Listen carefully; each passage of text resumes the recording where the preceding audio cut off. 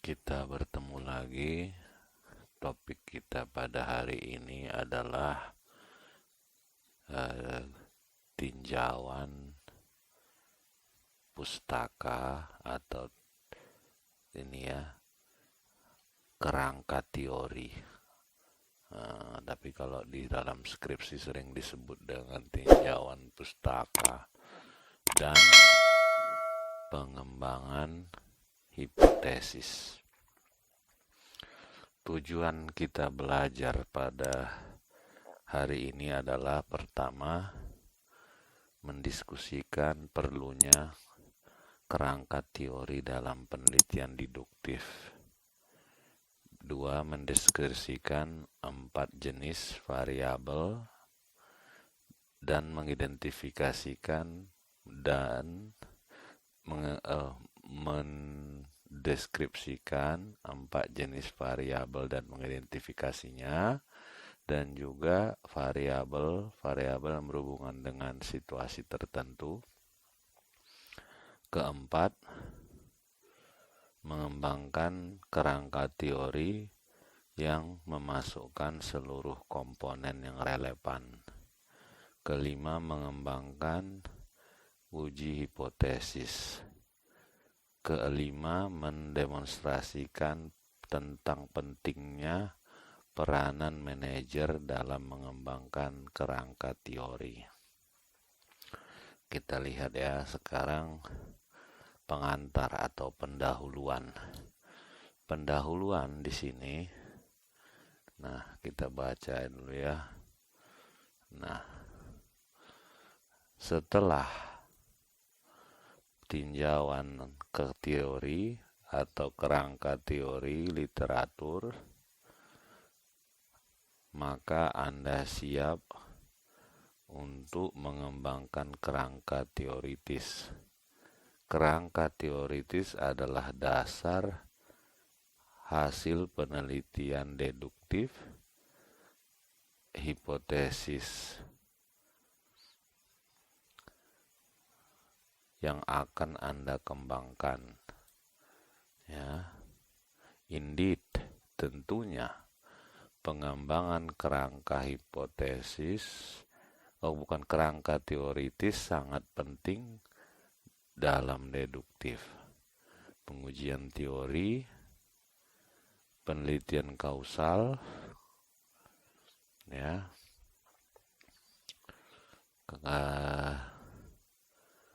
penelitian kausal, tetapi tidak dalam penelitian eksplorasi ataupun deskriptif, di mana orang tidak mengembangkan kerangka teori untuk mengembangkan uji hipotesis. Bab ini menyoroti pentingnya pengembangan teori dalam penelitian deduktif dan menjelaskan bagaimana teori dikembangkan. Bab ini dimulai dengan definisi dari kerangka teori, diikuti dengan diskusi tentang perlunya kerangka teori. Kerangka teori menjelaskan, it explain, termasuk di dalamnya menjelaskan keterlibatan kerangka teori dalam mengidentifikasikan network hubungan antara variabel-variabel yang dianggap penting pada masalah ini. Perbedaan jenis variabel pada pengembangan hipotesis dibahas pada akhir bab ini. Seperti as you proceed, saat Anda melanjutkan bab ini, di berbagai tempat Anda diinstruksikan untuk mengerjakan latihan tertentu, melakukan pada saat itu. Sebelum membaca lebih lanjut, Anda akan membantu Anda menjadi mahir merumuskan kerangka teori kerja secara logis tanpa bingung.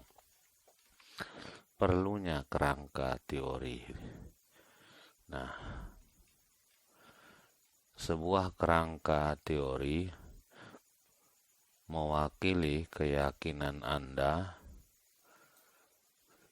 tentang bagaimana fenomena atau variabel atau konsep tertentu terkait satu sama lain, dan penjelasan mengapa Anda yakin bahwa variabel-variabel ini terkait satu sama lain, baik secara teori. Baik model dan teori mengalir secara logis dari dokumentasi penelitian sebelumnya di bidang masalah tersebut.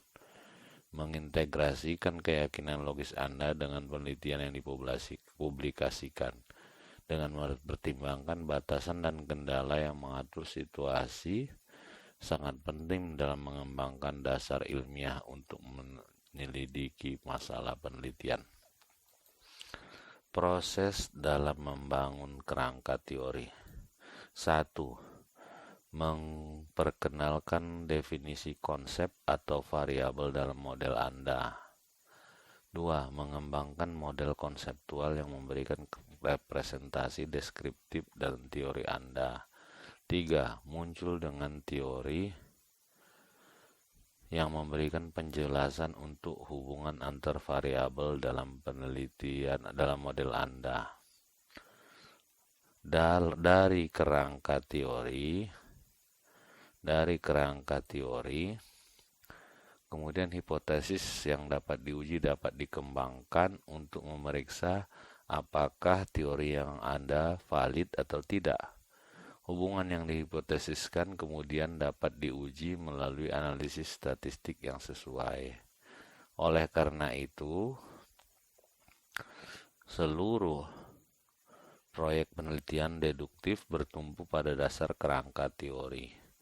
Bahkan jika hipotesis yang dapat diuji belum tentu dihasilkan, seperti dalam beberapa proyek penelitian terapan. Mengembangkan kerangka teoritis penting untuk memeriksa masalah yang sedang diselidiki.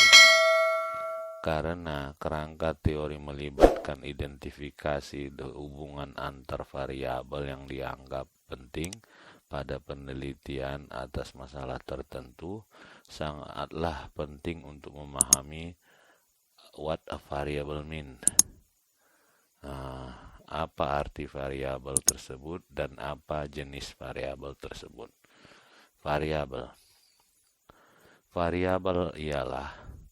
Sebuah variabel adalah segala sesuatu yang dapat memiliki nilai yang berbeda.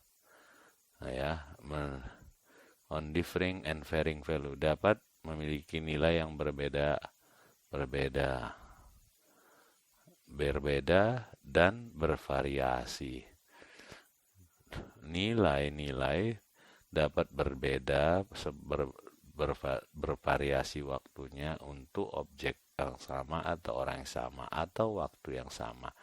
Untuk objek yang berbeda ataupun orang, contoh dari variabel adalah unit produksi, tingkat absensi, dan motivasi.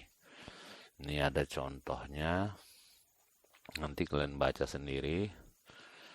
Nah, ada 4 jenis tipe variabel akan dibahas di bab ini.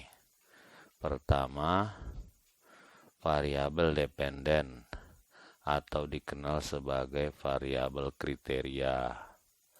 Kedua, variabel independen atau bebas dikenal sebagai prediktor. Keempat, variabel moderasi. Ketiga, variabel moderasi. Keempat, variabel mediasi. Nah, sekarang kita masuk ke variabel tak bebas. Variabel dependen adalah variabel yang minat utama bagi penelitian, yang menjadi pokok utama dalam penelitian. Variabel tak bebas ini dependen. Tujuan peneliti adalah untuk memahami dan mendeskripsikan variabel dependen atau menjelaskan variabilitasnya atau memprediksinya. Dengan kata lain, in other words, ini adalah variabel utama yang cocok untuk diselidiki sebagai faktor yang layak melalui analisis variabel dependen, yaitu menemukan variabel apa yang mempengaruhinya. Adalah mungkin untuk menemukan jawaban atau solusi dari masalah tersebut. Untuk tujuan ini, peneliti akan tertarik untuk mengukur dan mengukur variabel perdependen serta variabel lainnya. Nah, ini ada contoh, kalian baca di sini. It is possible. Ya, it is possible. Dimungkinkan untuk memiliki lebih dari satu variabel dependen dalam satu penelitian. Misalnya, for example, selalu ada pergumulan antara kualitas dan volume output, produksi berbiaya rendah dan kepuasan pelanggan, dan sebagainya. Dalam kasus seperti ini, manajer tertarik untuk mengetahui faktor-faktor yang mempengaruhi semua variabel dependen yang menarik dan bagaimana beberapa di antaranya. Now, sekarang kerjakan latihan berikut ini.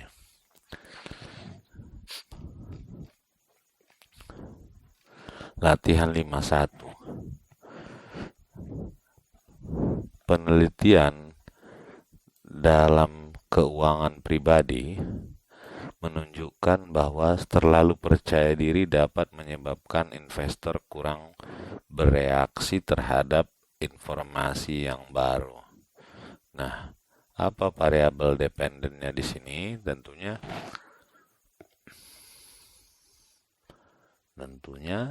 kita lihat di sini apa yang mau diteliti di sini. Overconfident can cause investor to underact, bahwa kurang bereaksi. Jadi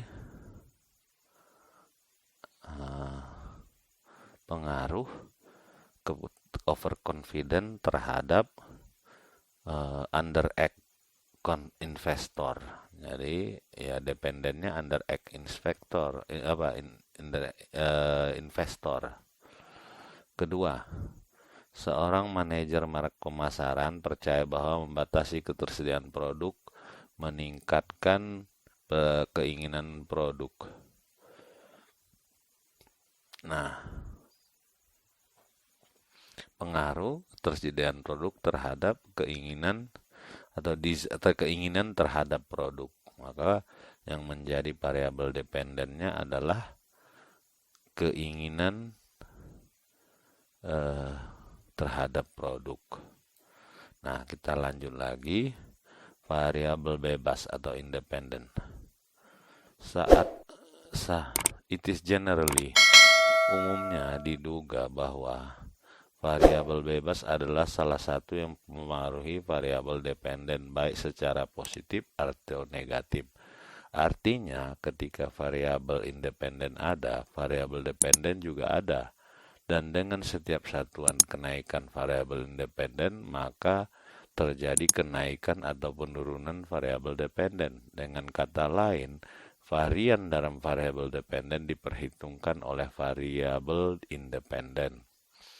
Untuk menetapkan bahwa perubahan variabel independen menyebabkan perubahan variabel dependen, ada 4 syarat yang harus dipenuhi. 1.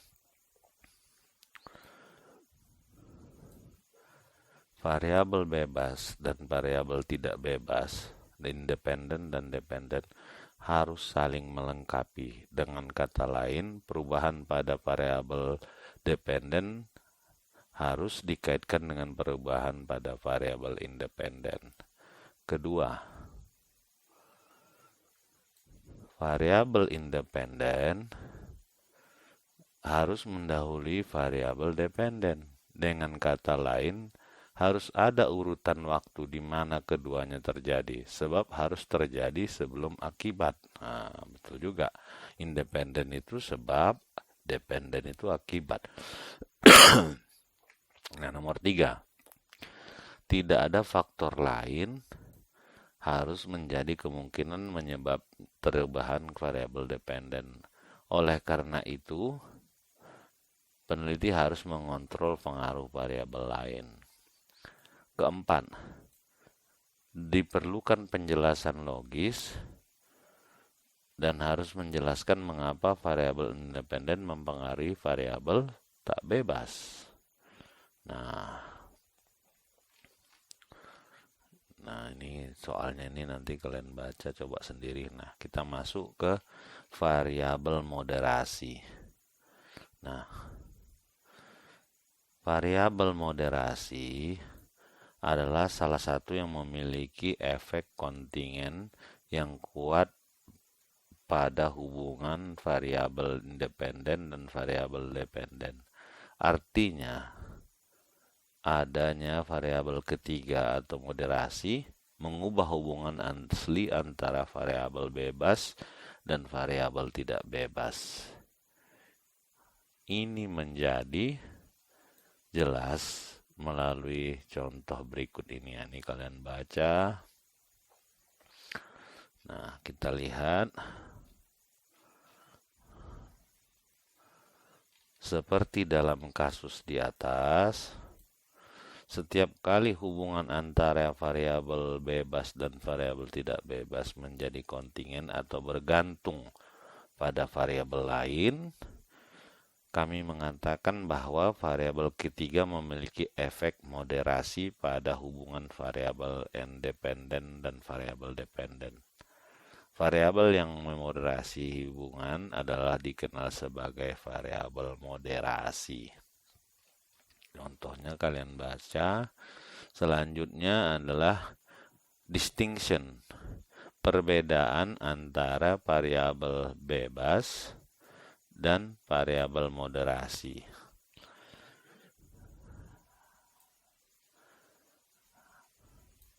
Di saat kebingungan mungkin muncul tentang kapan suatu variabel harus diperlakukan sebagai variabel independen dan kapan variabel tersebut menjadi variabel moderasi. Misalnya ada dua situasi sebagai berikut. 1. Sebuah riset penelitian menunjukkan bahwa semakin baik kualitas program pelatihan dalam satu organisasi dan semakin besar kebutuhan pertumbuhan karyawan, yaitu di mana kebutuhan untuk berkembang dan tumbuh di tempat kerja adalah kuat, semakin besar kemauan mereka untuk mempelajari cara-cara baru dalam melakukan sesuatu. 2. Penelitian lain menunjukkan bahwa kesediaan karyawan untuk mempelajari cara-cara baru dalam melakukan sesuatu tidak dipengaruhi oleh kualitas program pelatihan yang ditawarkan oleh organisasi kepada semua orang tanpa perbedaan. Hanya mereka yang memiliki kebutuhan pertumbuhan tinggi yang nampaknya memiliki keinginan untuk belajar melakukan hal-hal baru dengan pelatihan khusus. Ya, itu tadi situasinya bahwa ini kita baca lagi ya. In the above two situations, dalam dua situasi di atas, kita memiliki tiga variabel yang bersama. Pertama, program pelatihan dan kebutuhan pertumbuhan, growth need strength. Kuatnya kebutuhan untuk bertumbuh merupakan variabel independen yang mempengaruhi kemauan belajar karyawan. Yang terakhir, ini menjadi variabel dependen. Dalam kasus kedua, bagaimana kualitas program pelatihan adalah program pelatihan adalah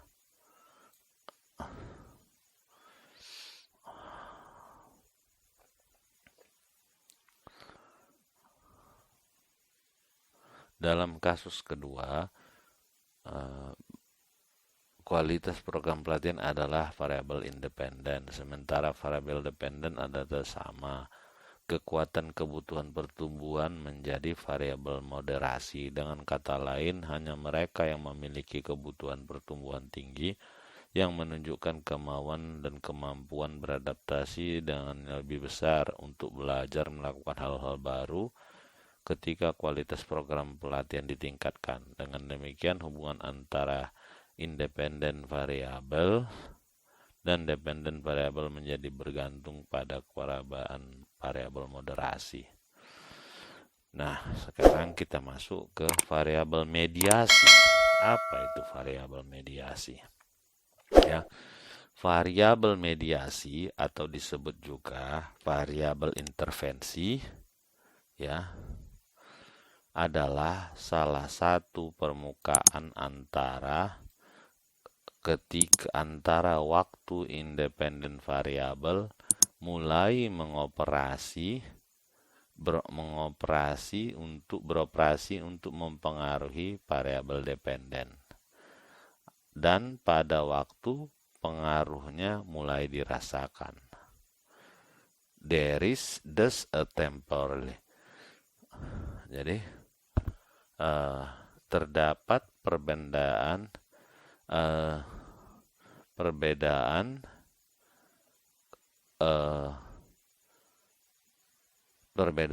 quality temporal atau dimensi waktu untuk variabel mediasi. Dengan kata lain, membawa variabel mediasi ke dalam penelitian membantu kamu untuk proses model.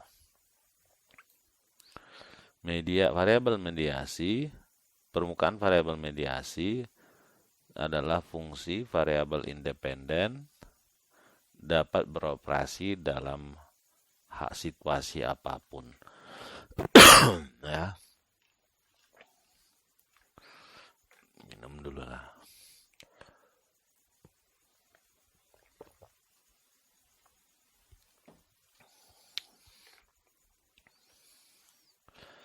Nah, ini bisa kalian baca latihan 55, 57, 58 ini kalian kerjakan.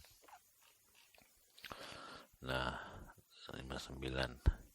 Nah, sekarang masuk ke bagaimana teori itu dibentuk, ya. How theory is generated. Nah, setelah memeriksa berbagai jenis variabel yang dapat beroperasi dalam situasi dan bagaimana hubungan antar variabel-variabel tertentu dapat dibangun, sekarang mungkin Anda melihat bagaimana kita dapat mengembangkan kerangka teori penelitian kita. Kerangka teori penelitian kita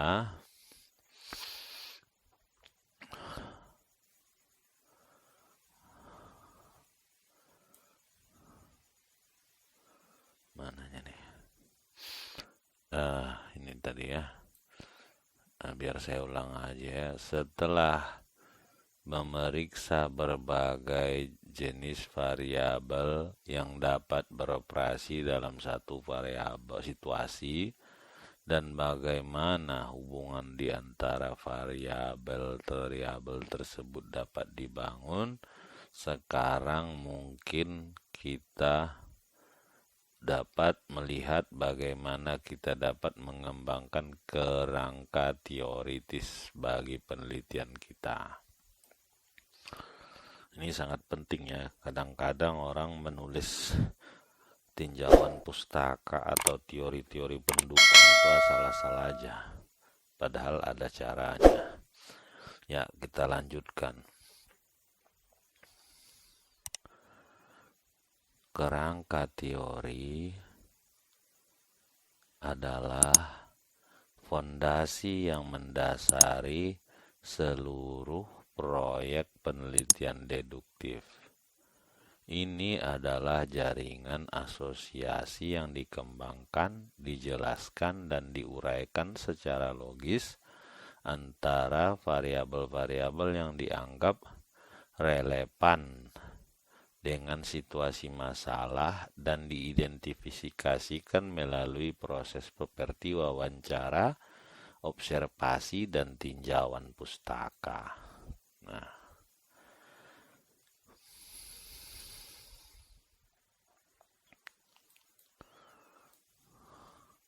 menjadi bukti pada tahap ini bahwa untuk sampai pada solusi yang baik untuk masalah pertama, seseorang harus mengidentifikasikan masalah dengan benar dan kemudian variabel yang berkontribusi kepadanya. Pentingnya melakukan kegiatan tinjauan pustaka menyeluruh dan melakukan penelitian eksplorasi dan induktif sekarang menjadi jelas. Berdasarkan hasil pengujian hipotesis, yang menunjukkan didukung atau tidaknya hipotesis sejauh mana masalah tersebut dapat dipecahkan menjadi bukti. Itu kerangka teori, dengan demikian merupakan langkah penting dalam proses penelitian.